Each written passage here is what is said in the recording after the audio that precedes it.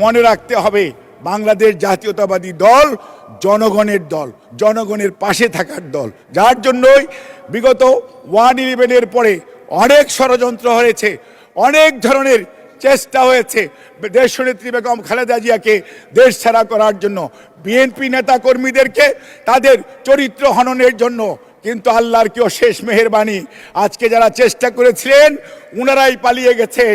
আর দেশনেত্রী বেগম খালেদা জিয়া আল্লাহ রাব্বুল আলামিনের অশেষ কৃপায় অনেক নির্যাতন কষ্ট সহ্য করার পরেও দেশের মানুষ দেশনেত্রী বেগম খালেদা জিয়ার কফিনের পাশে সারা বাংলাদেশ দাঁড়িয়েছে, শুধু বিএনপি নয়।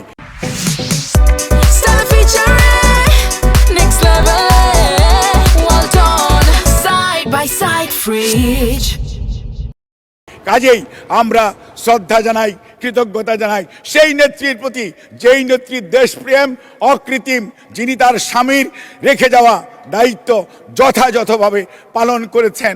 কোনোদিন উনি কোনো ধরনের প্রলোভনে আপোষ করেন নাই, যার জন্য আমাদের নেত্রীকে দেশের মানুষ বলে আপোষহীন দেশনেত্রী।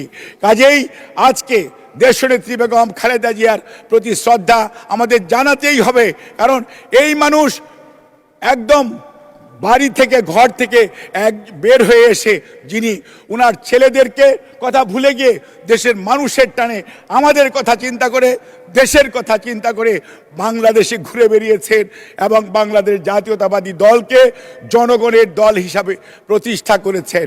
91-এর ইলেকশনের আগে অনেক নেতা নেত্রী বলেছিলেন 10টি সিট পাবে, কিন্তু ভাগ্যের কি নির্মম পরিহাস, দেশের মানুষ ভালোবেসে দায়িত্ব দিয়েছিলেন দেশনেত্রী বেগম খালেদা জিয়ার নেতৃত্বে বাংলাদেশ জাতীয়তাবাদী দলকে। কাজেই আমরা শ্রদ্ধা জানাই সেই নেত্রীকে। আর এই তো সেই নেত্রী, যেই নেত্রী কথা এবং কাজে মিল রেখেছেন।